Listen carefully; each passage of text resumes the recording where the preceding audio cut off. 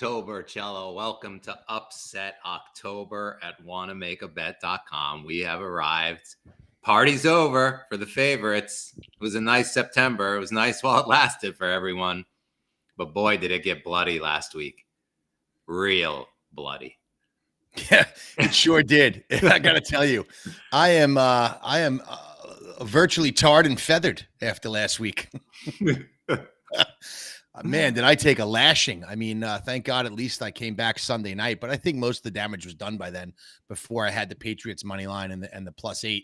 And but man, I got knocked around. I mean, I felt like Lieutenant Dan, out at sea when he's up on that mast. Lieutenant Dan. Lieutenant Dan.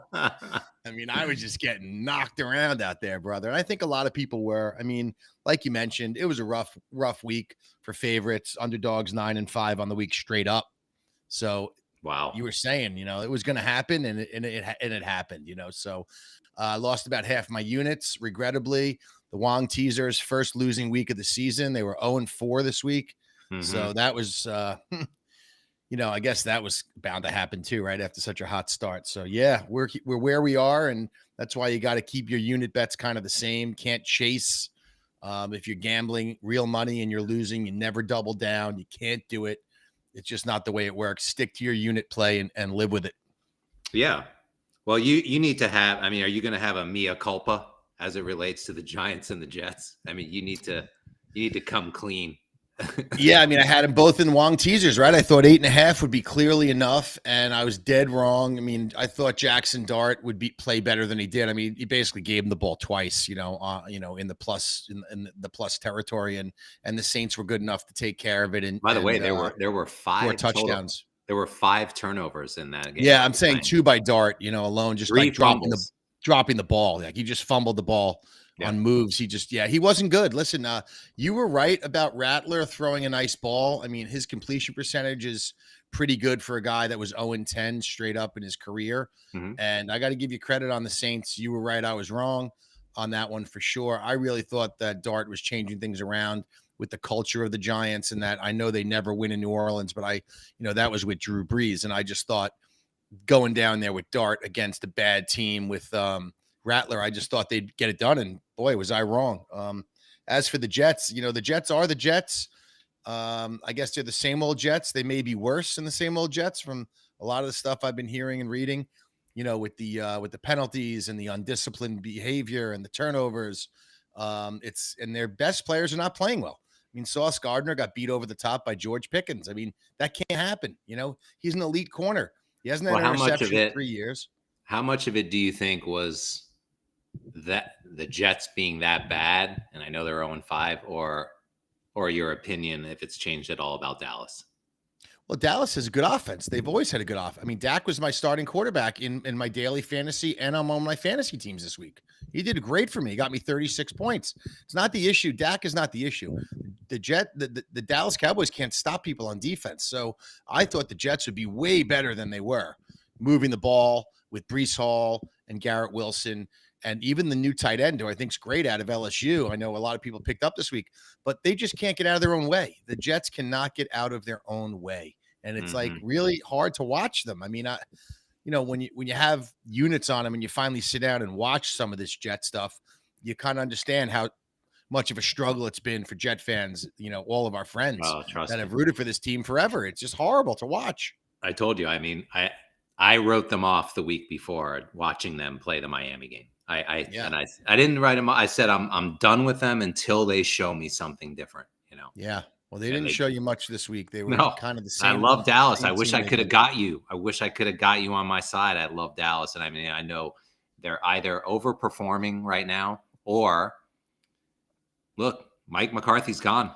Shanahan's in town. The offense looks unbelievable. I know the offense is good. Serious problems on defense. I have them ranked 30th, but still the offense and the way Dak is playing and the way they're scheming, people are open. People are wide open. Yeah, Dak plays well against bad teams. I'll go into that later when we get to them, but he has the ability to do that.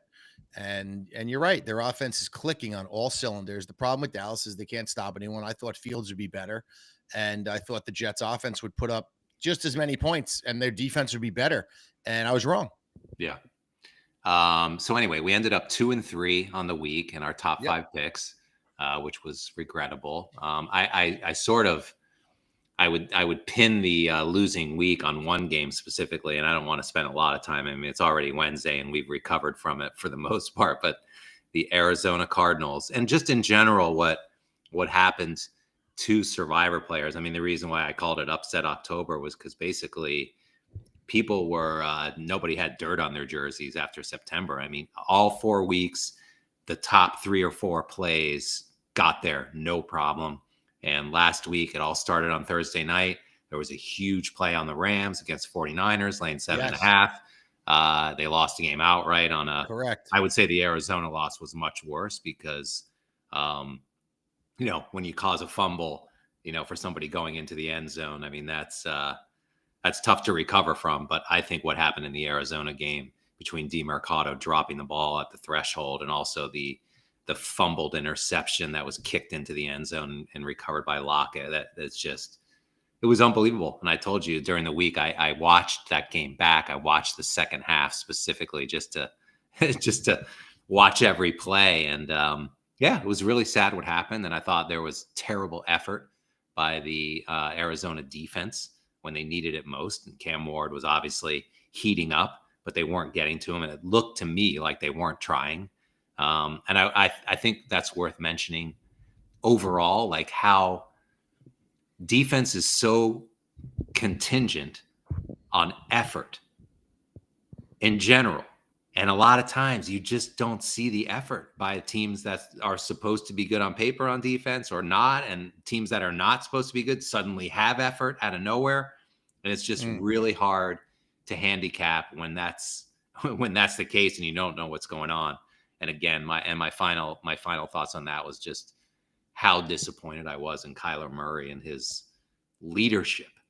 Like there was that one play where they snapped the ball and it hit him in the face, and he left the game after that play. He walked into the locker room. Now, apparently it was something with his foot, but why he didn't just go into the tent, figure out what was going on, and make sure he got back out there. He didn't do anything on the sidelines, to me, to get people motivated.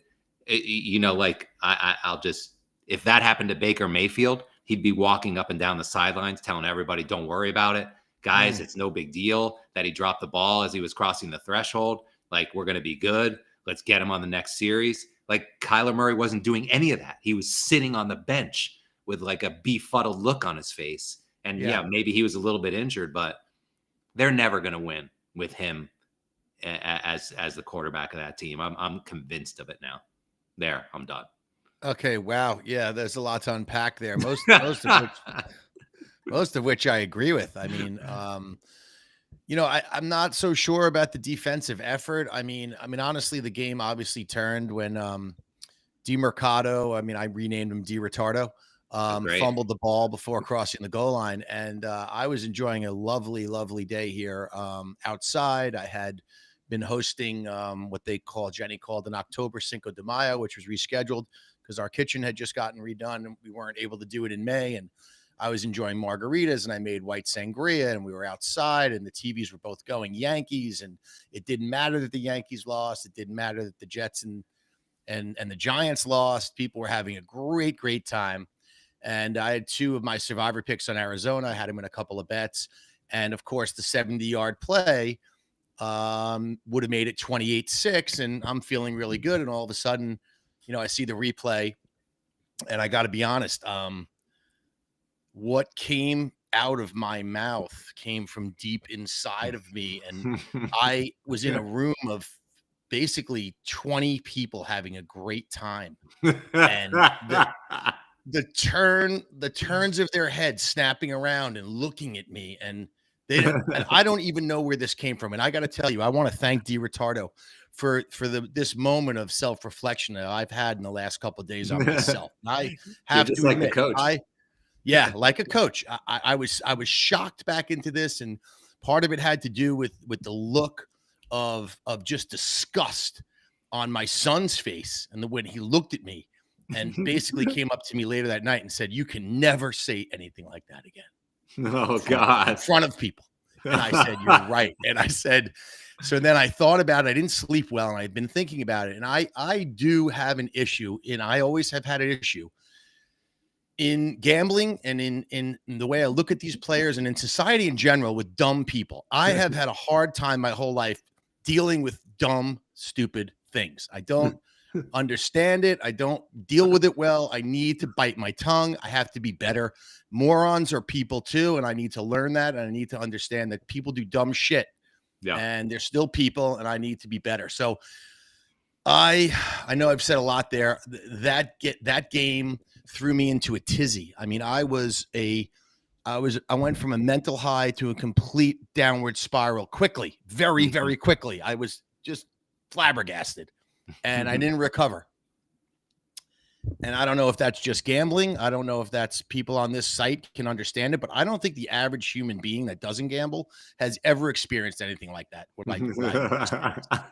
And I don't know if people can even relate to it. I think the look of astonishment on regular people's faces in my reaction over one play in a game in Arizona that no one's even watched this team play. No one knows who Dur Mercado is. No one's ever seen the guy. Yeah. And the fact that he could elicit that response out of me after such a great day says a lot more about me and my degeneracy and the issues I have, I think. So I got to apologize to my friends for that. I mean, of course, some of them laughed because, it is kind of funny for you to be on that type of an emotional ride. But at the end of the day, man, to lose 2 Survivor teams on one play, and I can understand Kyler not being a rah-rah guy. Listen, that game's 28-6. They're supposed to win that game. The defensive stuff, they did get the interception, but then the guy tried to roll up and fumbled it and they kicked it in. I thought that was kind of fluky. I mean, I don't know if the pass rush, Cello. I mean, you got, I think it was Darius Robinson who I was looking at, who I'm 100% certain was not putting in the effort. He apparently is now going to be questionable for this weekend with a pectoral, but you have Calais Campbell, you have Josh Sweat, who you acquired. These are all, they have a front four. That's a formidable front four who in that moment should have been getting home or getting more pressure than they were. Well, they did pressure him to leave the pocket. He rolled to the left, which is what you're supposed to do with a right-handed quarterback, and he threw an interception. The fact that the guy then tried to get up, was untouched and fumbled the ball, and then those two, the Three Stooges just kicking the ball around. I mean, I've never seen anything like it. That was just icing on the cake. And I think, listen, I also think, by the way, the Mercado play, I don't know if that's challengeable, but when I watched it again, I actually thought there was a case to be made for him having crossed the goal line before he let it go. I've seen other. Yeah. There's now been 4 in the last 2 years. The others were clear as day that he let the ball go. That one was not. I think once they review it upstairs, it's non-challengeable. In other words, if they're going upstairs and they say after replay assist, if they give those words, it's unchallengeable. Yeah. So, and it's a scoring play. I think all scoring plays are reviewed. Well, so it was horrible. I will say the coach. I have to say, I'm on the flip side of what you did. I was quite proud of myself. I think just because I've been through it so many times that I felt it. I felt it coming. I watched it, and I said when they went, and this really bothers me, and I think I've ranted about this on this show before, but I'm going to bring it up again because Shanahan did it on Thursday night, and he's lucky he won the game against the Rams. When you are deep in your own end, and the game is inside of 2 minutes, let's say, and you spend 3 plays running the ball into the line of scrimmage to make the other team use their timeouts, that is a losing strategy. I am 100% convinced of that. Shanahan got away with it, but he wasn't playing good enough defense to stop the team. And then the defense that they put on the field, they don't apply pressure. They drop into a prevent or whatever they do. Yeah. I've seen that backfire enough times now that I know I would never do it. You have to, and by the way, they're waiting for it. They're waiting for you to run right into the line. The best thing you can do there, and I've seen Dan Campbell do it. I've seen even Stefanski do it, is throw a pass. Who cares about the timeouts? Get the first down. Get 1 first down, and you can end the game. Jack, it's, you're you're Monday morning quarterbacking that whole thing, because I've seen plenty of times where they throw the pass, the guy drops, it's incomplete. Now that the other team has a timeout that you would have made them burn. Listen, it's a So slippery what? slope. They're getting the punt back. They're getting the punt back inside of I 2 think minutes. if you have a good punter and I understand running it into the Guys line. score in 30 seconds. They need I 20 understand running seconds. it into the line. Maybe you have to Especially when run all you need is a field goal. some different plays. I understand running into the line is very frustrating to watch. You're getting them to burn all 3 of their timeouts. If you have a good punter and you trust your defense, and you know what, a field goal isn't, in that case, they were only up by 3.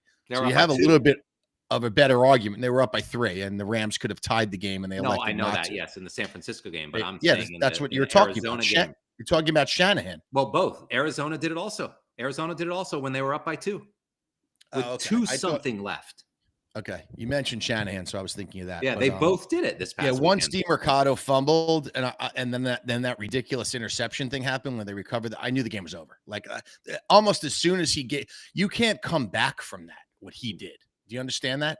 That's why the coach went up to him and basically punched him in the chest. I know. And yelled at his face. And then, of course, he had to apologize the next day, which I think is ridiculous. Well, he did that. He came to that conclusion himself the same way that you did. Yes. He just basically said, Jesus Christ, did I overreact? I mean, I'm supposed to be an adult here. I'm supposed to be a leader the same way you're supposed to be a leader at your family dinner. No, you're so right. You're so right. And I guess neither one is the appropriate response. I will say, for a coach, though, you have to hold your players accountable. And his job is based on wins and losses. And that guy lost him a game. So at the end of the year, if they go 6-10, or let's say they go 8-9 and miss the playoffs, instead of 9-8 and squeezing in, and he gets fired, that one play cost him his job potentially. Yeah. So I can understand why you would. And the guy's got pads on. Like, he didn't punch him in the face. He hit him in the chest. He's like, wake up. How can you do that? Blah, blah, blah. I know. And then Bruce Arians was interviewed about it because he used to coach the Arizona team. He goes, years ago, I would just go over to the guy and rip the helmet right off his head. I know. I mean, that's what they used to do. And I love that. I think it's a better response. And this way, you're not hitting anyone. You're just grabbing your helmet and you throw it and you say, you're out of the game. You're never playing here again. Yeah. And then you sleep on it, and the next day at practice say, I didn't mean you're not playing here again. I meant you're not playing here the rest of the game. Whatever. You know what I'm saying? Yeah, exactly. All right. Yeah, let's that was brutal. Yeah. All right. That was enough on that Arizona game, but it needed to be done. Needed to be said. I mean, I've been holding that in for a few days, and the self-reflection was real. Yeah. All right. Let's kick it off this week. A couple miles from my house, we got tomorrow night. Eagles coming to town, playing the G-Man Giants, laying 7.5, pretty much at all books. There's some 7s out there, maybe an 8. Did the Giants, look, I don't know if there's a newsletter called Unexpected Points, which is worth looking at. I think it's by a guy named Eric Cole, and he basically he uses analytics to tell you what the score was if there weren't any turnovers. Oh, wow. Yeah. And so, like, for example, the Chiefs game, like, that was such a high leverage turnover. What Mahomes did when he threw the pick 6, it was basically worth like 12.7 points. You know what I mean? Wow. So the final score of that game was supposed to be like a Chiefs win by 10. That's how important that was. But I'm bringing that up because, what would the Giants score have been had they not had 5 turnovers? And is that enough? Like, do you believe enough in Jackson Dart to like back them in the spot? And I'm glad I convinced you last Saturday night to get on Denver with me and use it as one of our picks. I think there's something wrong with Philly. I mean, they're still very good. They're a top, team in the NFC, but I think there's something wrong with Saquon. I think Jalen Hurts continues to throw inaccurate balls often.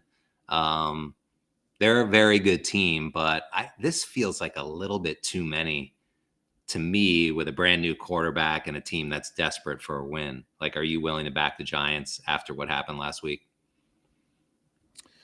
I think 7.5. I like that hook. I think the Giants, struggle in New Orleans historically. It was Dart's first road game, obviously coming off a big win. I think the Eagles have been kind of a little bit flawed. You don't see Jalen Hurts lose at home that often. I mean, he was 28-3 at home straight up. So what Denver did, you got to give them a lot of credit for it. There's just no other way to look at it. But I will say, listen, Jalen Hurts, these games recently have been really low scoring games. Like a lot of them come under the total. And I don't know in this situation who that favors, but I like 7.5 at home. The Giants have been dreadful at home. I don't think they can win the game, but it would not surprise me if the Eagles won and didn't cover. I think this game could be close, low scoring. Jalen Hurts has started 12 games on the road against the NFC East. He's only 6-6 straight up and 4-7-1 against the spread in those games. So he hasn't really been terrific against his own division on the road. You know what I'm saying? Yeah. But I will say, listen, he's played 21 games off a loss as an Eagle quarterback, and the Eagles are 10-10 straight up and 7-13 against the spread.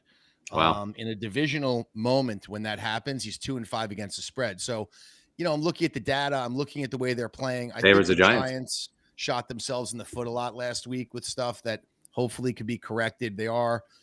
The home field has not been really good for the Giants at night, as we know, but I think this is going to be closer than 7.5. So I would take the Giants plus the points. Okay. I think I'm on the same side with you. I don't think that I hope that doesn't make it into our top 5, but let's just go through the rest of the card and see where, things take us. All right. That goes to Sunday morning, which we have another London game. Yeah. Right. And we got the Jets, our other New Jersey team here, hosting the Broncos, the hot Broncos, also getting 7, not 7.5, but man, Denver's good. Are they this good? The Jets continue. I think unlike the Giants, the Jets, well, they're losing in different ways. Like, I actually think the Jets are a lot better than the Giants, but they just shoot themselves in the foot. I mean, I won't be backing them here, but I do think this is too many also. And what's the line? 7. Denver, to me, I mean, they're not this good to be laying this kind of a number overseas, as just like a big road favorite. I think they're being slightly overvalued here for beating Philly. And again, the Jets are being beat up to hell by the market because they continue to, play terrible despite, having a lot of talent on the field. What do you think of this one? I think the fact that it's an international game, I think favors the favorites dramatically. I mean, that's what the numbers suggest. So the favorites have excelled in these games. They're 34, 37, 14, and 1 straight up, 33 and 19 against the spread. And the public, ironically, has done very well betting the favorites in these games. And there's no surprise because the favorites do well in London and they cover a lot of times. The Jets, teams coming from a home game facing a team off the road are 1-8 against the spread as underdogs. Doesn't really say a lot for the Jets. I mean, Bo Nix has made 23 career starts. He's 9-2 against the spread as a favorite. Wow.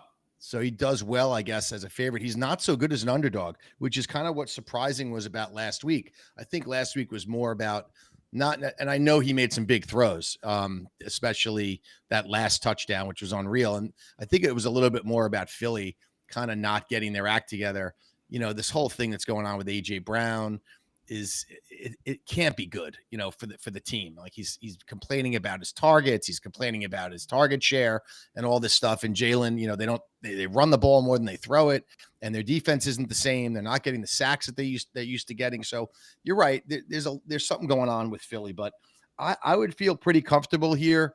At the very least, putting Denver in a teaser and teasing it down to -1. I mean, Bo Nix, in 11 games as a favorite, he's covering the spread by 11.5 points per game on average. He's 11-0 in 6-point teasers as a favorite. So he wins these games. I mean, he covers a lot of these games without the teaser, but if you wanted to, I don't think the Jets can win this game. I just don't think so. I think Denver's defense is too good. Sean Payton is 2-0 in international games, straight up and against the spread, both with the Saints, obviously. I like Denver. Yeah. Okay. I think I'm with you. It feels like too many to lay, but I agree with you on the fact that I just can't imagine the Jets could win this game. Could they hang around? Could they hang around and blow it? For sure. We see that every week. Yeah. Except last week, they got blown out. Just don't love this number. The week that I had them last week in a Wong teaser plus 8.5, of course, is the week they decided to get blown out. But yeah, I think you use this word all the time. I think Jets are dysfunctional on many levels, and I think that is systemic within the coaching staff in the building. They just don't have their shit together. Yeah, they're not well coached.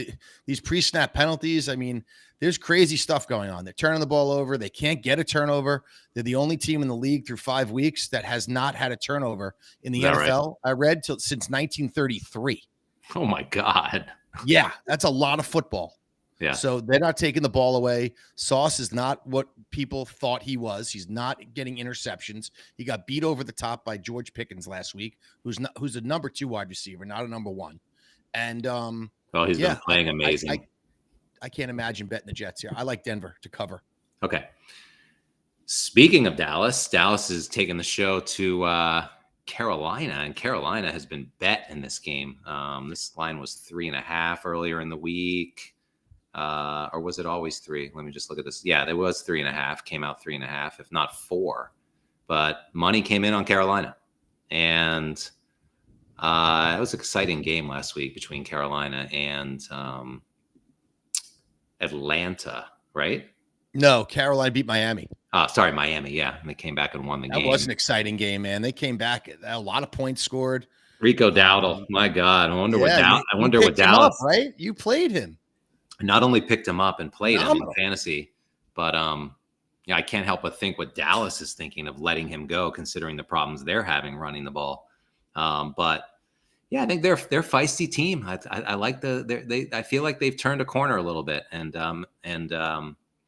they let me just look at their injury situation here. But I don't want to go against Dallas right now. I think they're a really surprising team. I mean, they obviously can't stop anyone because their defense is ranked 30th. But Javonte Williams having an amazing year. CeeDee Lamb's still out, but I think only laying 3 here, the way that they've been playing, and their defense is actually, to me, better than what they're actually, reflecting on DVOA type numbers. They have some issues on the offensive line. Guyton, Tyler Smith, Tyler Booker, 3 out of 5 are questionable for Sunday. So I want to keep my eyes on that.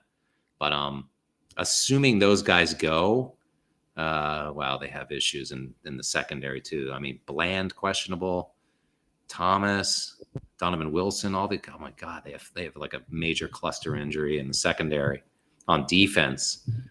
So I'll watch these injuries closely, but I like Dallas again in this game. What do you think? I do too. I like Dallas in the over. I think it's going to be a high-scoring game. Dak is really good against bad teams, like we stated. He's 40-13 straight up. That's 76%.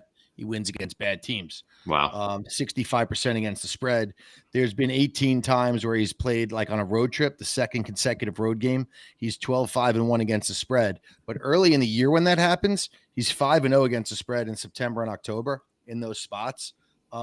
Bryce Young basically has won 8 games as a starter. But in games where he's faced a bad pass defense like Dallas has, which is kind of strange, he's 0-8 as a starter.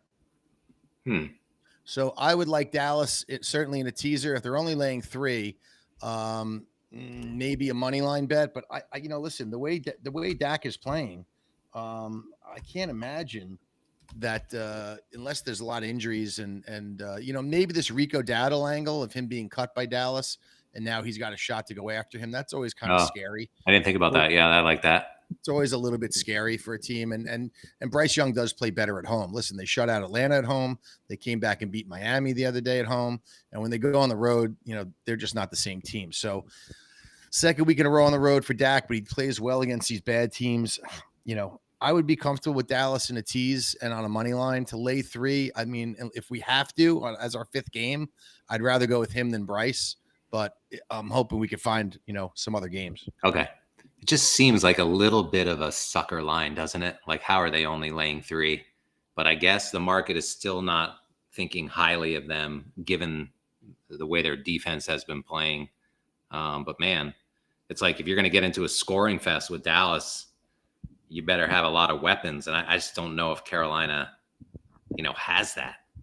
I wonder if this is one of those weird games where they like somehow 2 points come into this and it's like a 1 or a 2 point win. Yeah, it actually reminds me a little of the Chicago game. Like, how could they only be laying 2 or 3 to the Bears? And it's just going to be played in the 30s, and maybe the Bears, the Bears ended up beating them. So no, I know, and it was. I don't want to lay it all on the CeeDee Lamb injury, which happened in that game, but a lot of it was. Okay, I agree. Let's move on. We got Arizona is playing the almighty Colts, and they are getting 7 points. Wow. Does that seem like a lot? Now, yeah. I guess, honestly, the question here is, how are they going to respond to what happened, right? It's I mean, I have. They're not like 7 points worse than these guys. I have so much conflicting data on this game. This game's just a skip for me. That's all I wrote on the page is a skip. Really? There's data both ways on it. And I listen, Kyler Murray is way better as an underdog. Like we talked about this. He's 33-18-2 against the spread as a dog. A lot of these games between the Colts and the Cardinals have been unders. 7 of the last 8 games they played have been under the total. So I don't know if that helps Kyler or hurts him. I know Marvin Harrison Jr. I think is getting hot. I think Trey McBride is great. I like Kyler normally as an underdog. I think it's good. Daniel Jones 3-0 against the spread as a favorite this year. This one's just tough for me. If I had to bet it, I would take Kyler as an underdog, but I'm reading a lot of stuff about him this week, about his leadership in the locker room. People are not liking him in general online. So I don't know what to say. The Colts have been really, really good, man. Jonathan Taylor is something special. The tight end out of Penn State, I think, is the rookie of the year. If you ask me, he's just been incredible. He scores every week. And I thought Pittman was going to be out last week, but he played. So I don't know. This one's a skip for me. I know 7 seems like a lot, but the Colts have been damn good. Yeah. Okay. I'm tempted to take Arizona, but I always remember what Nick Saban said about teams that have really bad weeks. They generally have another, if not worse, week the following week. That's right. They don't bounce back. And like the feeling or the sentiment, like, oh, they're going to bounce back. They're going to have such motivation.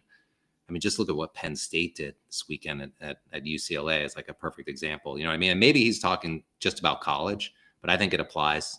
I think it applies. And maybe this stat line will back up what he said. He goes, the cardiac Cardinals have had a tough go of it. They've lost 3 straight games by 3 points or less. In the last 10 years, we've only seen 9 teams lose 3 straight by 3 or less. Those teams are 1-8 straight up and 2-7 against the spread in their next game.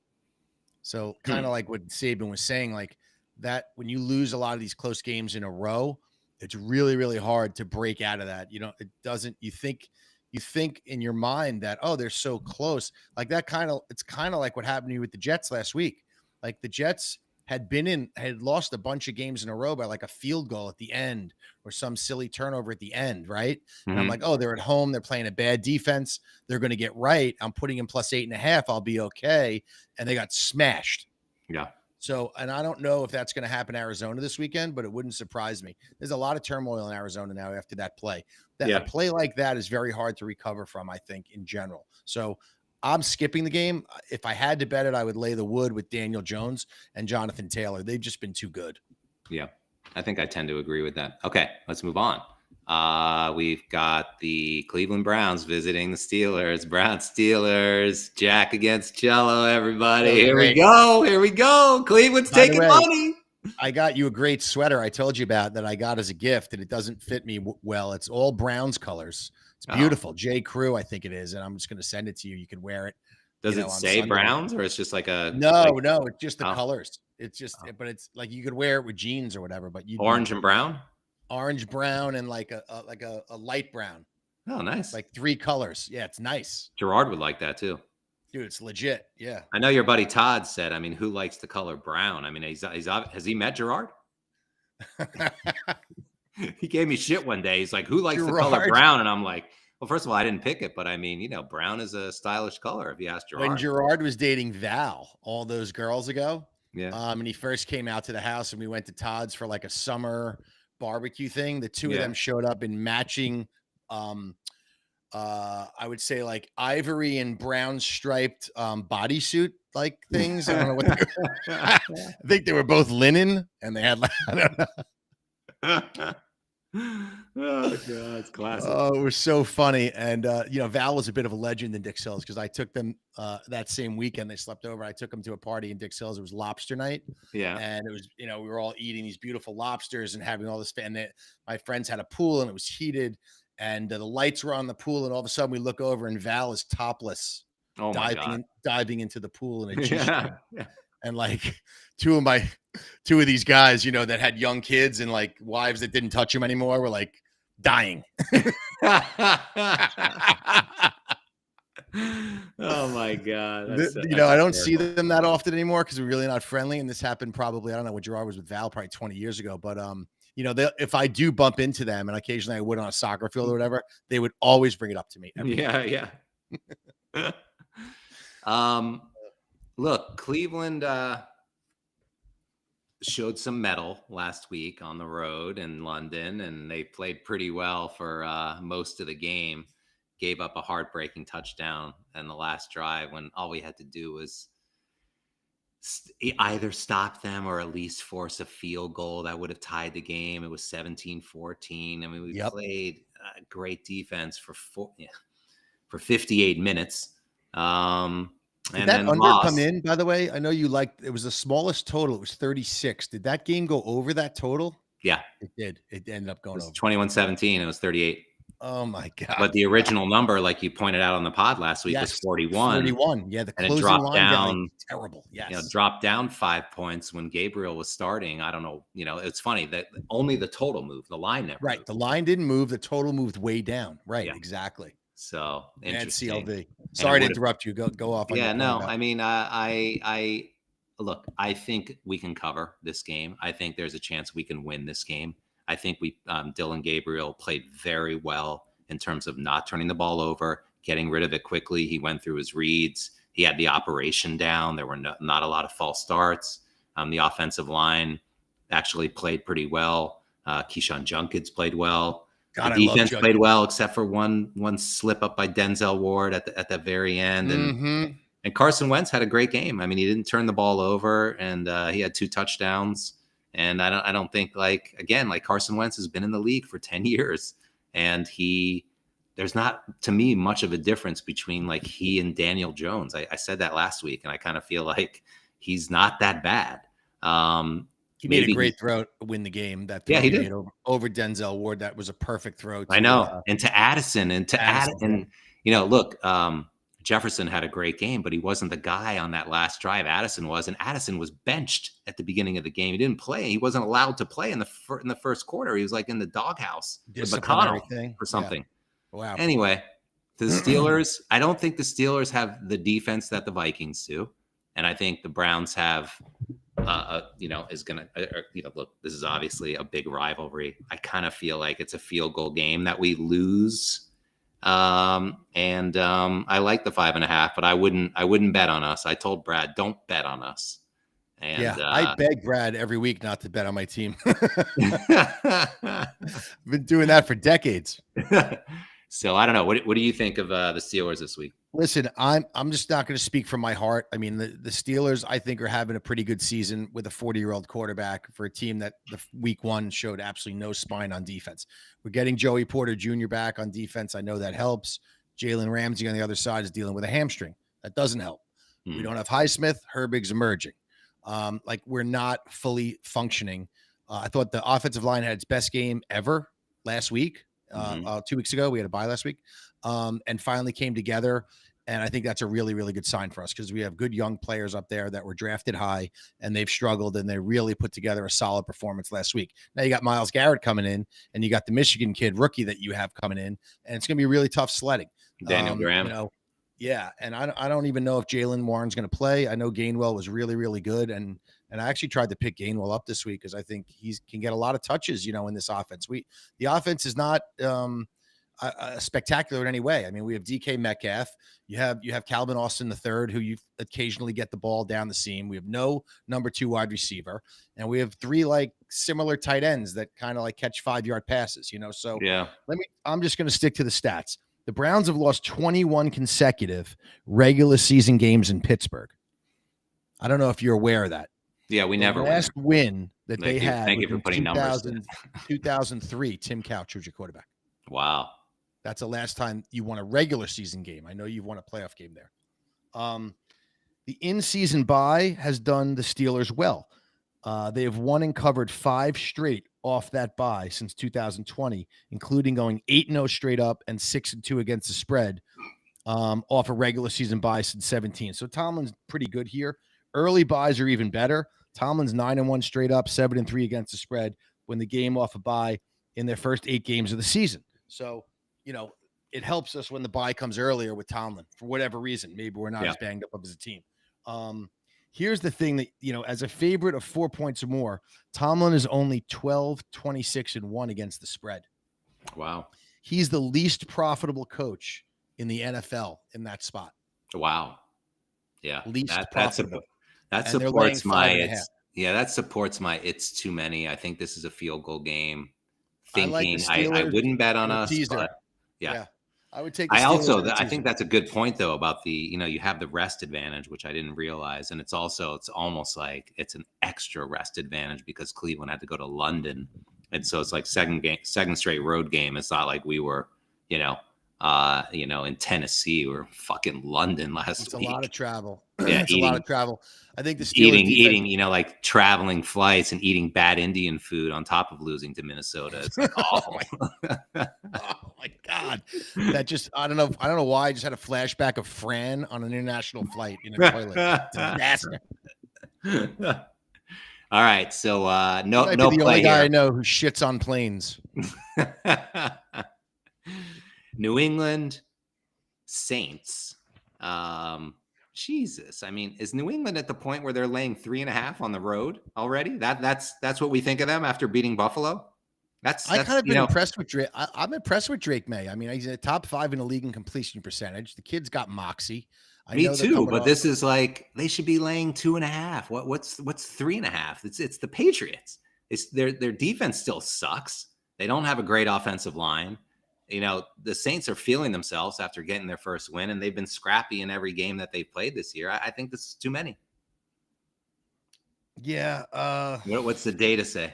It's a weird game. I mean, it's this AFC game East. I have basically as a small play on New England or skip. Okay. I can't trust New Orleans against them in this spot. I think Vrabel's been pretty good. 13-9 against the spread in his next game after winning as a dog. That's a big win for them confidence building wise. Yeah. And let's face it, I don't think they're playing like a juggernaut team. I mean, I know the Saints have been a little bit better. They're getting some depth out of that Condre Miller kid has taken over for Kamara. And, they've been talk about Olave being traded. I don't know if you read that. No.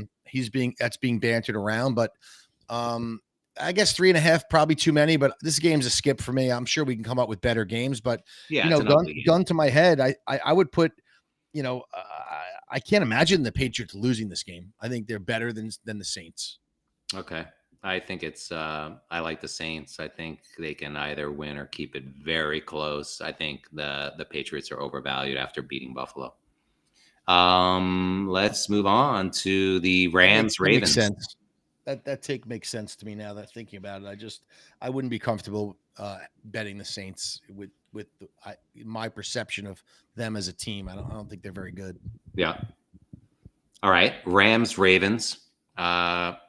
Ravens still dealing with the injuries. I mean, it's funny. Like, I don't know why the NFL media is walking around every day, like suggesting or wondering if Lamar's going to play when there's a gambling betting market with the number 7.5 on it. Like, it's not off the board. It's the number 7.5 at home that you're getting, he's not playing.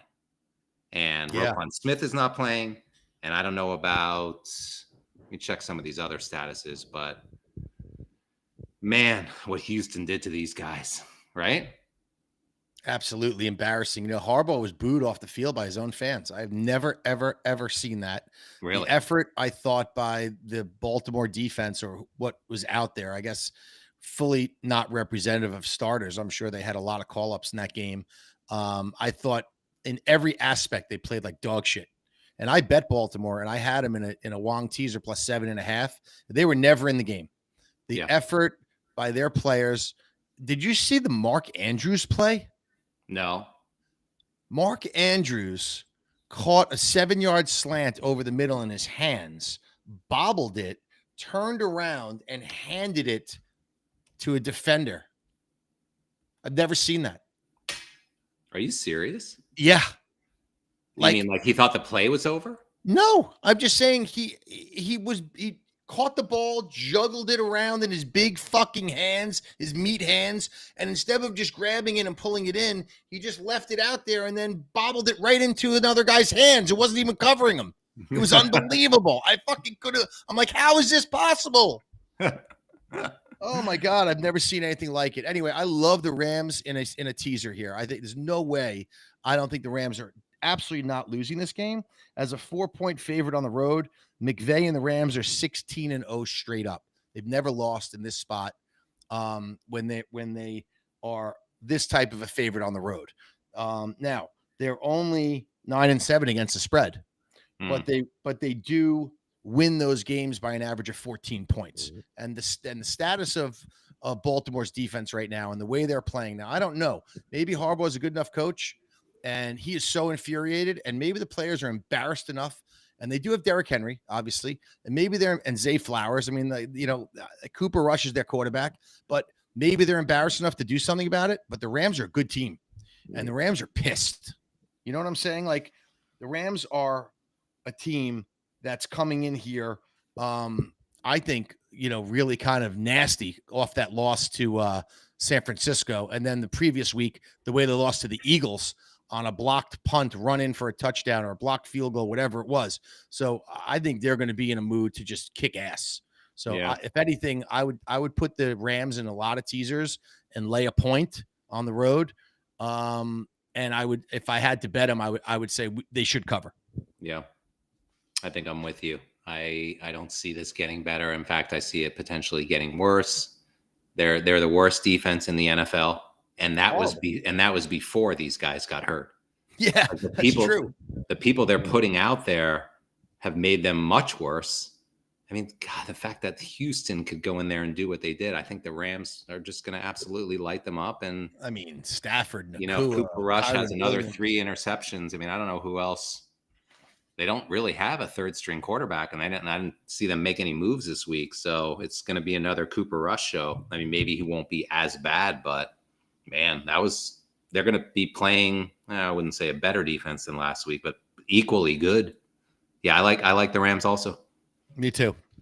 Okay, let's move on to the Chargers, who they have a problem also. They're playing Miami. They're laying 4 on the road, and they got some problems. They got serious injuries on the offensive line. They got Hampton hurt on IR. I don't know who their running back is anymore. 2 guys, Vidal and the other kid that was the rookie kid. They were both picked up. They're going to share the load.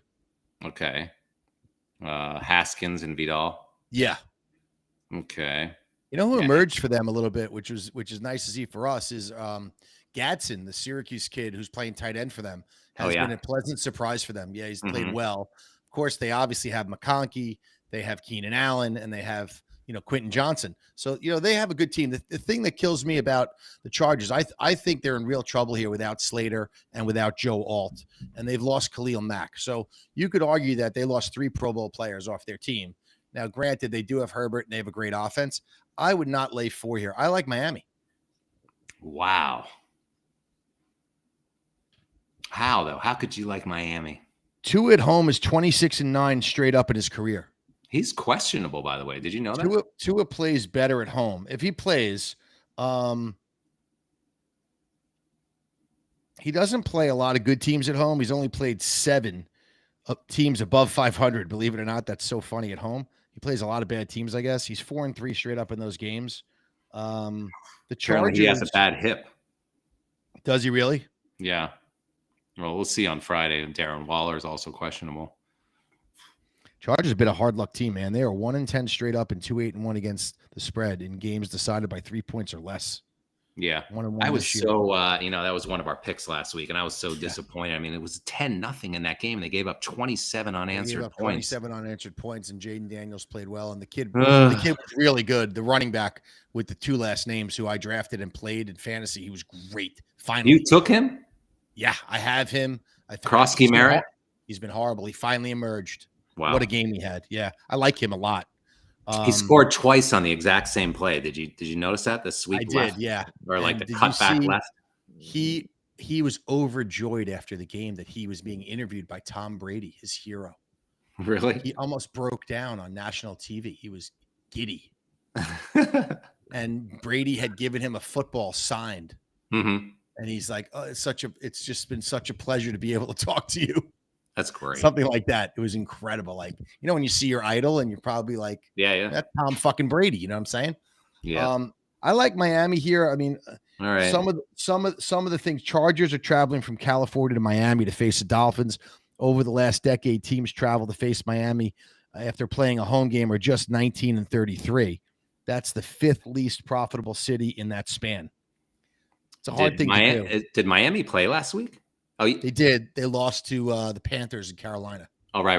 They blew that lead. Remember, they blew that lead. Yeah. Almost thought that was a widowmaker spot. Dude, your guy on Miami is maybe the greatest pickup in fantasy all year. Waller? Darren Waller. I know. Unguardable. I know. He's going to score again this week. Well, he has a hip. I hope he plays. All right. This is a skip for me. I'm taking the points. I think it's 4.5. And I mean, I like that. And I would take it even up to 10.5 if Tua plays. I think that's a really smart move in a teaser with any of these other teams you like. Broncos, Steelers, Rams, Miami, throw them all in mixed teasers. I think you're going to be okay crossing that number. 10, crossing that number, 3 down to, less than 3. I think those are all good plays. Yeah. Okay. I hope we don't have to take that game. It's a bit ugly for me, and I don't love Miami. Let's move on to Seattle, Jacksonville. Jags are laying 1 at home to Seattle. Can you believe they're favored in this game? It's a pick'em game, basically. I like Seattle in this game a lot. I think they're a much better team. I think there's a lot of luck going on with the Jags, and it's turnover based. I think if they didn't 14 forced turnovers, pretty impressive. Yeah, I know, but I kind of don't see that happening against Seattle, and they're going up against a much better defense than I won't say than Denver, but than I think they're used to seeing. And I just think, they've been getting away with stuff that they won't in this game. And I think Seattle is going to be a bit angry after that Tampa loss. I don't know. The Jags, they don't feel like a 3-1 team to me, 4-1 team. Sorry, a 4-1 team. And I know one impressive thing about Trevor, anytime he has like a 3rd and 3 or a 3rd and 4 or 3rd and 5, he seems to run and get it. I mean, that's the one thing I've bet against him before, and that's happened to me going against him. And so I'm a little afraid that could happen again here. Yeah. But I just think if it's like coin flip here, who's the better team? I like Seattle. Yeah. I mean, I think most of the data would support you. I just want to say, it's funny when you mentioned Trevor running, they call Tyreek Hill the cheetah, right? And certain guys you think of when they run, they look, either they're fast, like that guy's a jaguar, that guy's a cheetah, whatever. When I see Trevor Lawrence run, like he reminds me of an antelope. Like he's got this weird, tall, like his knees, the way his legs come really up and down. Like It's just a very bizarre running style to me. But you're right. He has It's almost like a scrambled. giraffe, actually. Yeah, like similar, like a tall animal, like running. Like maybe an antelope was. That's what it was to me, an antelope, whatever it was. It's neither here nor there. I will say I kind of agree with you on Seattle. I mean, Mike McDonald. We talk about this. Seattle's 9-1 straight up, 6-3-1 against the spread under him as a coach on the road. Yeah, Like they're like a better road team. Yep. They're road warriors, and they're coming Yep. off a loss at home. It's weird. People keep, and I feel like there's this, and Brad, I think, gets suckered into this. It's like we're accustomed to them being dominant at home from like the Legion of Doom days, but those days are over. I know. I mentioned it last week. That's why I love Tampa. I couldn't get you to come to Tampa with me, Baker. We were getting 4. We had Baker +4, and I couldn't get you there. I know. That was one of my regret only, that. That was one of my only wins. Yeah. Seattle's not the team you think they are at home, but man, are they good on the road. The only thing that throws caution into the wind here for me a little is this stat. The Jaguars are 9-4 against the spread with Trevor Lawrence, the game after winning outright as an underdog. And he's covered the spread by 6 points. However, in the last 10 years, teams that were home underdogs on Monday Night Football have struggled the next week after putting up much effort in the matchup. They're 26-42 straight up, only 30-38 against the spread. If you combine that with Seattle's road warrior mentality and their record on the road, I like Seattle. Okay. We both like Seattle. It's going to be one of our plays. Okay. Let's move on. Tennessee Raiders. Skip. I mean, they're getting 5 are the Titans, and that's tempting after what they did last week against Arizona. But God, this is so ugly. Geno killed us last week. Going against the Colts. I mean, he had another multiple turnover game. They have problems. Pete Carroll sucks. They suck. Fuck the Raiders. At the same time, I like the Raiders in this game. In this game, I know it makes my stomach turn. You know, Pete Carroll almost went to Kenny Pickett last week, and I think he's going to have a real short leash on Geno this week. Some of the stats: Tennessee's an awful football team. They did not deserve to win that game last week. They were handed that game. They did nothing to earn that win. The other thing is, even that interception that Cam threw, like the one that they fucked up and kicked, and then the whole thing with Lockett, that was a really bad throw and decision and throw. Yep. Horrendous. They did not deserve to win the game. I don't think that they're going to win the game this week. It's funny. And here's some interesting thing. Like the Raiders have the Chiefs next week, right? Since 2020, teams with KC on the horizon are 61-38-1 against the spread. They win a lot of games. Titans have lost 9 consecutive games against the spread after a straight up win. Saints and Titans both got wins last week to take them out of the winless category. In the last decade, teams starting 0-4 or worse are 5-16 straight up, 8-13 against the spread the week after getting their first victory. Since 2021, they're 0-6 against the spread. So it doesn't really help when you get your first win and then go on the road. It's like that movie Awakenings. Exactly. Let's see. The Titans, 3 quarterbacks. Cam Ward became the 4th rookie quarterback, number 1 drafted overall to come back from 18 points down since the merger, joining Andrew Luck, Matt Stafford, and John Elway. And those 3 quarterbacks next game, they all 3 of them lost, failing to cover in each game, losing by 21 points each. Wow. Yeah. It's only 5.5. Raiders are desperate for a win. Tennessee's the worst team in the league.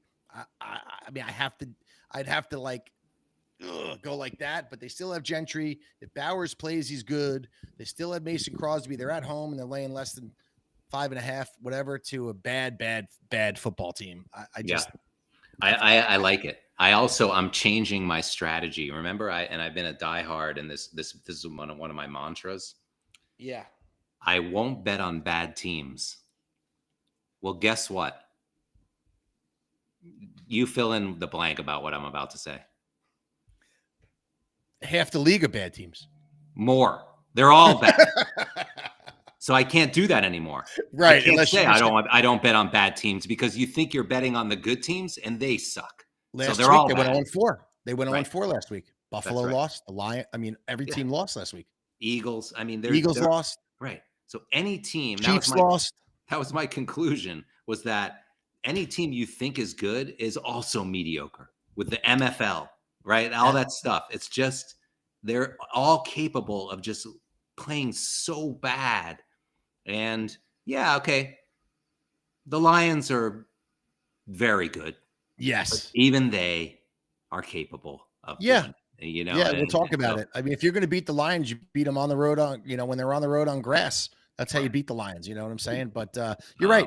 And even the mighty Chiefs, the Chiefs never do what they did last week. They never, when they're up 14, blow the game, or they never, Mahomes, throw a pick 6 when they're about to go in. He throws it to Kelsey for a touchdown. They're up by 21. I've never seen that. And here's another thing I've never seen. They called a penalty on Kansas City in the end zone on that last drive. That was a questionable call. Not just that, but I saw Andy Reid on Good Morning Football the next morning on the NFL Network was like, well, they called 13 penalties on us and 4 on them. And I'm not going to complain about the calls. The calls were made. So anybody who, I mean, look, we're all part of like, oh, the Chiefs always get the calls. Not that game. That game, every call went against them. I know. And by the way, can we just talk really quickly about Chris Jones and the lack of effort that he made on that fucking play? I saw that. How unacceptable that is for a guy that's made so much money, and for that guy to stand there and watch him. I know. And not move. I have never seen a football player in the middle of a play not move. He stood there and watched him. I don't understand that. How? I always said the same thing about Chris Jones. He gets a sack whenever he wants. Right. Only then. Only when he wants. Not every play. He doesn't have his motor on like TJ Watt every play. No, even Myles Garrett. He tries every play. When he wants to, he can get a sack. Now, do you think he'll be reprimanded, or I mean, what is Andy Reid going to say when he sees that? I mean, they're going to show that to the whole team, right? Because it's all over the internet. Like I saw it live. I had Kansas City when they scored the touchdown and took the extra point. And by the way, let's not let Buckner off the hook for kicking the fucking ball out of bounds to give him the ball at the 40-yard line. I know. I mean, talk about retardo. Hello. Well, these new kicking rules with the zone, it's so interesting. Like you've got to place it in there, and when it's like a very pressure kick at the end of games now to have it get in the landing zone. If you don't, it's coming out to the 35. If you kick it into the end zone, and if you come up short, it's going to the 40. So it's like it's a pressure kick. This was neither. He was coffin cornering it for some reason. Kick it down the middle of the fucking field, you moron. Coffin corner. You're not a fucking punter. You're not punting. What are you doing? All right, let's move on. Anyway, I was so disgusted by Chris Jones. I was disgusted by the effort. I was disgusted by the call in the end zone. But you can't be, because you know what? Kansas City's been getting every call for the last 10 years. And, the fact that they had penalties against them and I lost the bet because of it, so be it. But you got to at least try. Trevor Lawrence got stepped on, fell down. Rocky Dennis. You look like Rocky Dennis. He was rolling around. And I'm like, how are they not getting to him? He got up slowly, very slowly. And like all of a sudden went to the left and like just started anteloping his way. And I'm like, what is happening? How is he going to do this?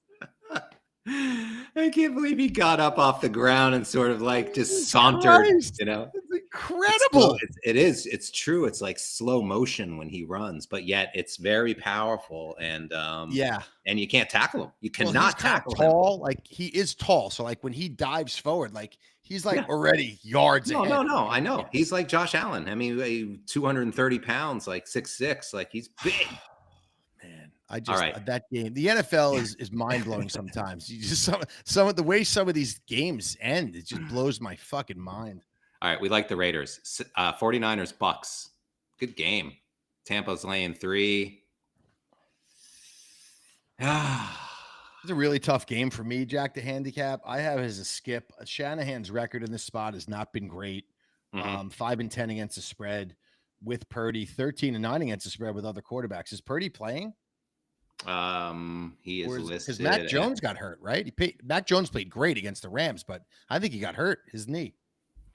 Yeah, we'll have to keep our eye on this. Both questionable. I don't know that either one of them practiced today. Jennings and Pearsall both questionable still. I mean, they need at least Purdy or Jones out there. Who are they going to put out there? Adrian Martinez. Are you kidding me? Is that the guy from West Virginia? That's the Nebraska kid. Oh, okay. That little guy from Nebraska that used to run around. Okay. Running quarterback. He can't throw. That was funny, by the way, that thing about Scatabo. He's like a little, Oh, I love like that. a little, what do you call him? A little guy? Little guy. He's like a little guy out there. But then at the end of the game, he like hugged him. He's like, I got mad respect for you, man. Keep doing what you're doing. I like that guy a lot on the Saints. He's a pro. Baker Mayfield, 20-32-1 against the spread as a favorite in his career. When he's coming off a straight up win, he's 2-9 against the spread in his last 11 starts. You know, San Fran's coming in on 10 days rest. They're a hard team to beat. The line's 2. 3. And it's 3 now. Okay. So Tampa's -3. Yeah. I would take San Fran, and I love Baker Mayfield. I fucking love the guy, but I think this is a hard spot for him to cover. I have it as a skip. San Fran has been blowing a lot of leads late, but that win that they got against the Rams might be a pivotal, I can't even say the word, pivotal turning point for them. Kendrick Bourne emerged as a receiver. I picked him up in fantasy this week. I couldn't believe I got him. He had like 13 targets last week. He's a real number 1 receiver. I don't know if Pearsall's coming back. Is Kittle coming back? I heard Kittle might be coming back. No, he's on my fantasy team. I looked this morning. They're still banged up. Yeah. Yeah. I don't know. This game's a skip for me, honestly. But if I had to bet it, I would take the 3 with San Fran. Yeah, I agree. It's a skip. It's too. Anything can happen. It's like I'm interested in watching this game. It's one of the better games. Like I am too, actually. And I'd like to root for Baker. I hate going against the guy. I had him last week in Seattle, and I fucking loved it, man. I think he's just so great. Okay, let's move on to Bengals Packers. Can you believe it? Joe Flacco. It's so sick. Is it 14.5 the line? Yeah. That's enormous. I kind of like Cincy with that many points. I mean, to me, this just all comes down to one thing, and it's the only thing that Flacco needs, and that is time. Can this Cincinnati offensive line give him time? I mean, the Browns couldn't. I don't think the Bengals are any better. And so he's going to be a sitting duck back there. And I don't think this is going to go well. I mean, he's got a much better release. He's obviously much better than Browning has been. He's turned the ball over 7 times. Well, that's a fact. 8. Browning has been abysmal. Yeah. But I don't know that they're going to be able to protect Joe. And despite the fact that he's got as good of arm as anyone in the league, if they can't protect him, he can't just sit back there. And I don't know. Green Bay's defense at home, especially – what'd they do last week? Are they coming off extra rest? They had a bye. Oh, wow. I hate this spot for Cincy. Even though this game historically, I think they've played each other before, and this is like a big, big survivor wrecking game. I think I've seen this happen before where they lost to the Bengals. Yeah. But you're right. I don't like Cincy.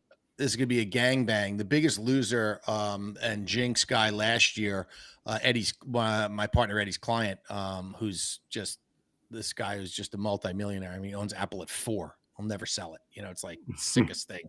He's got so many. He's like a teacher. He's got so many shares of Apple. I can't even calculate the amount of money it's worth. Just that one stock alone. At $4?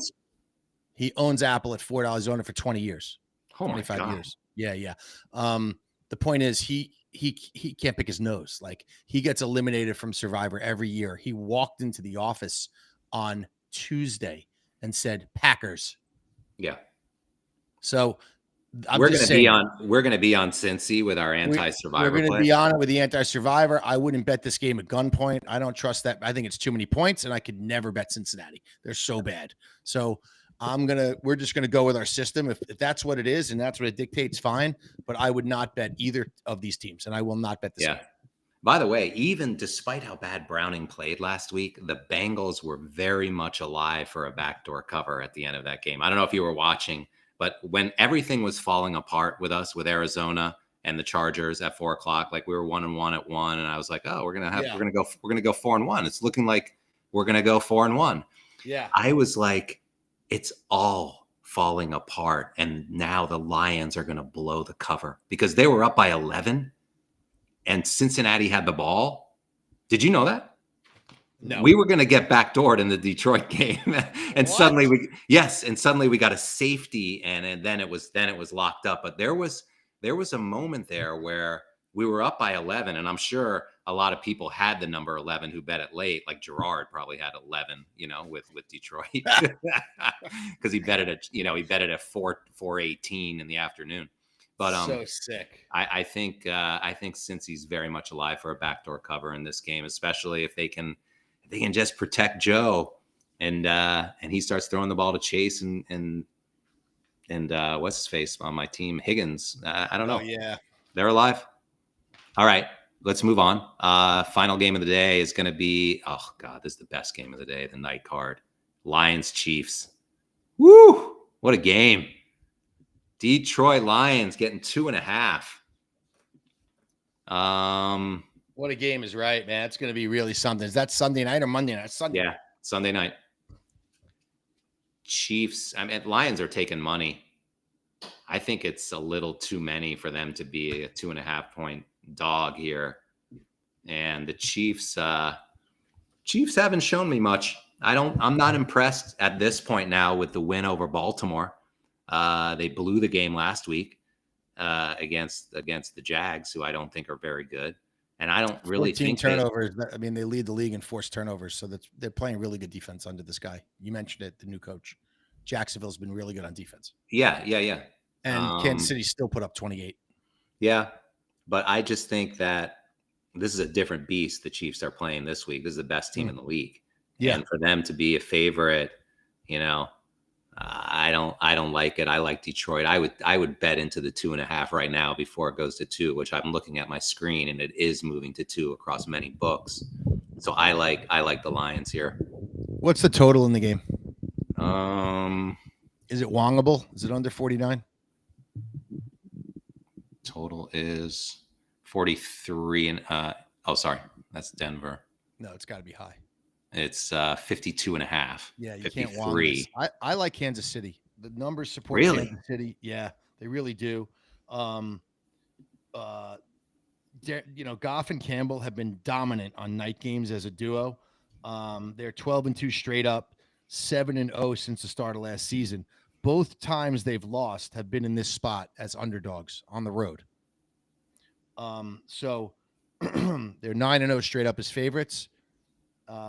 But the 2 losses have been on the road, these night games, and when they've been underdogs, which I'm sure Detroit is not an underdog that often.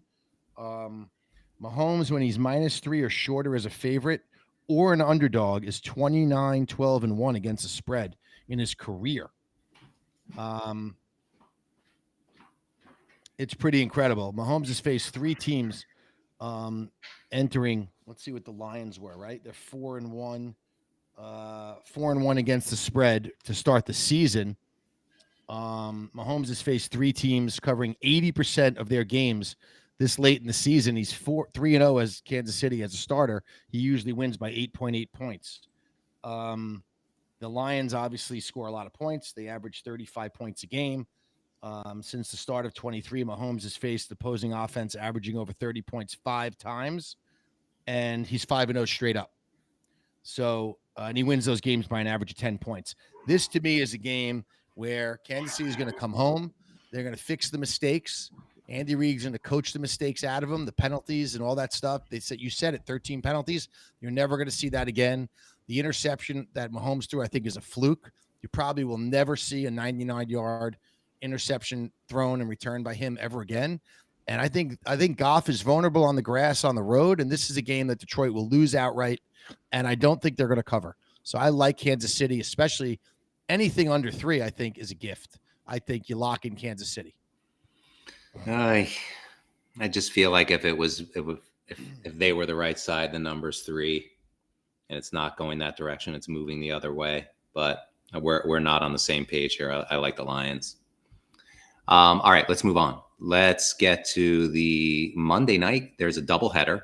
And unfortunately, they abandoned the model that I liked, which was putting one game on the West Coast. We got a 7:15 and 8:15 start, which is good for YouTube TV users because you can double screen it. Yeah, at least they staggered in an hour. That's not bad. Yeah. Or it's one game on Amazon. It's going to fuck everything up. I don't know. Oh, is that what it is? No, it's probably both ESPN. But yeah. Buffalo, Atlanta is the first one. And hold on, I got the totals up here. It's 50.5. The spread is Falcons are on 15 days rest.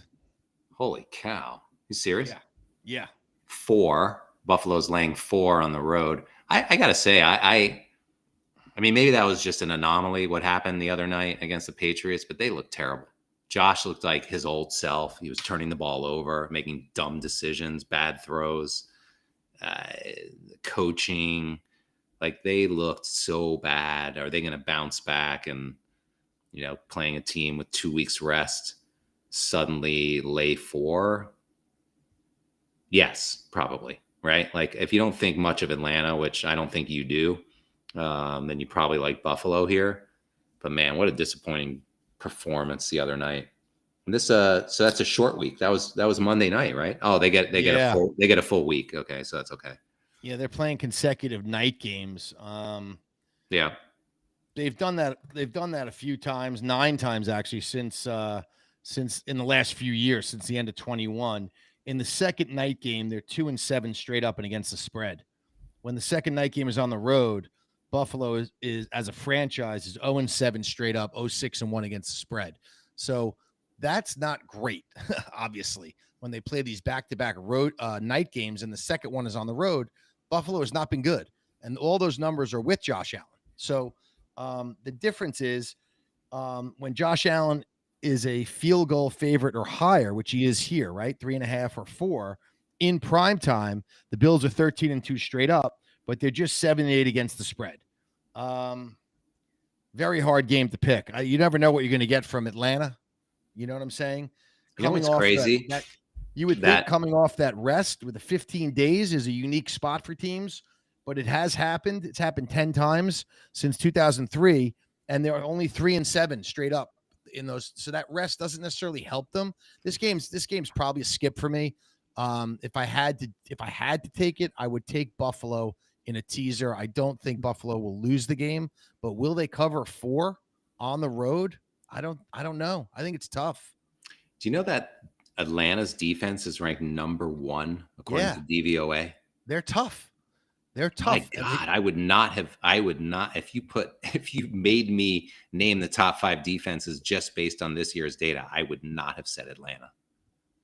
I would have said like Cleveland, Detroit, Green Bay, Houston, Indy. Like, none of these are surprising, but Atlanta, Seattle, even. I mean, Atlanta's number 1. You got to be kidding me. I mean, maybe that's strength of schedule. Like, they haven't played anyone, but man, that's impressive.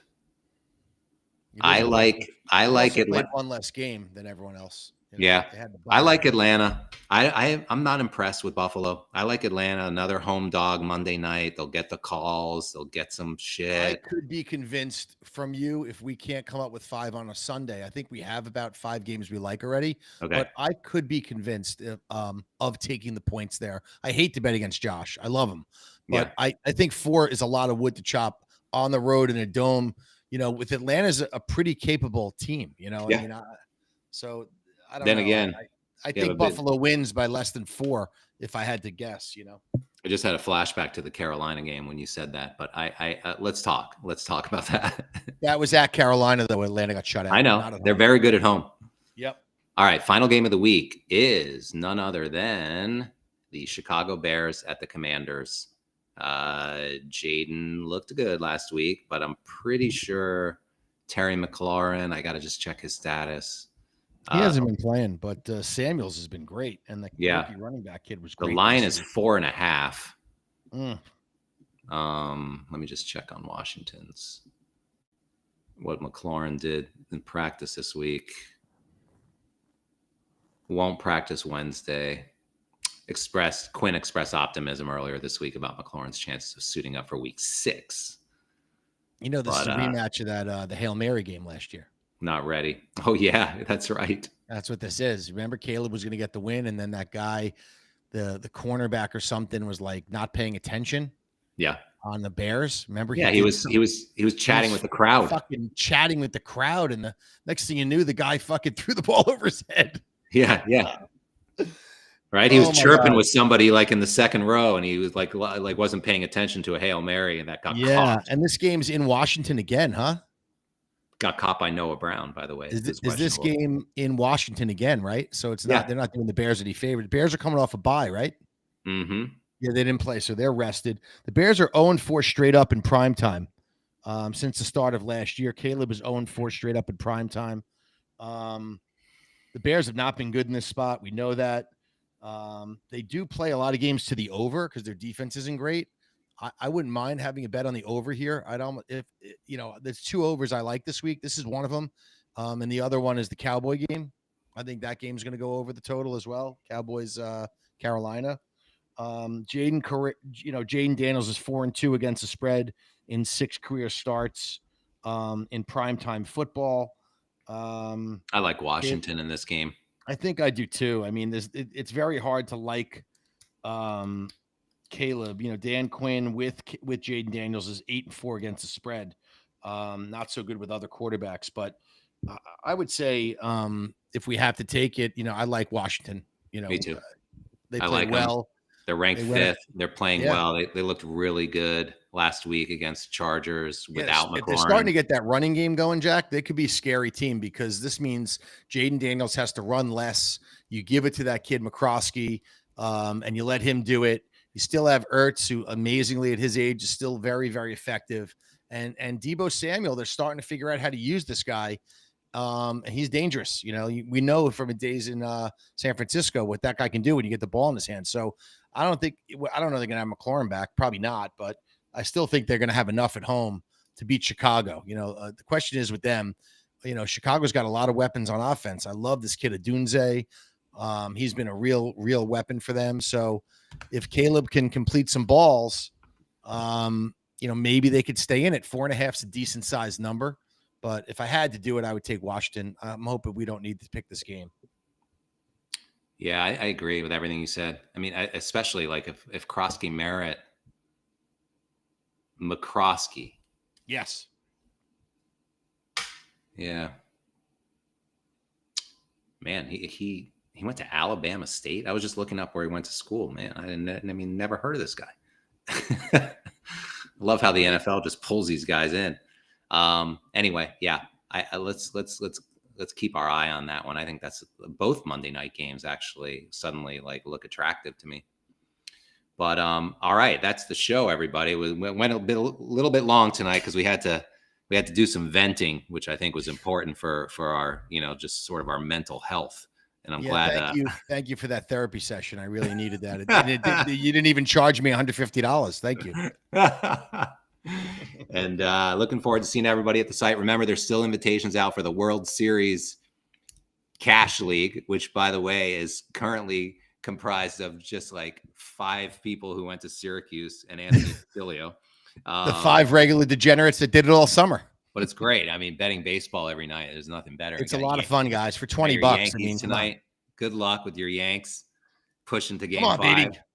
Listen, I think the worm turned last night on the Judge home run. I think the series turned. Jays are throwing a bullpen game. Yankees are coming with Schlittler tonight, only -165. That makes me a little nervous. Toronto's got a great lineup, but I do think the Yankees will do enough to get this done. Toronto is 41-41 on the road. They're a way better team at home, best record in baseball, I believe, at home, if I'm not mistaken. So if we can get to a game 5, it's going to be all, it's going to be must-see TV. I think tonight the Yankees get it done, and the offense kind of clicks in. I think Judge's home run changed the whole series. Do you listen to the guy? Do you know who Nick Costas is? He's yes. He has that show, You Better You Bet. Yes, I don't know the show, but I know him.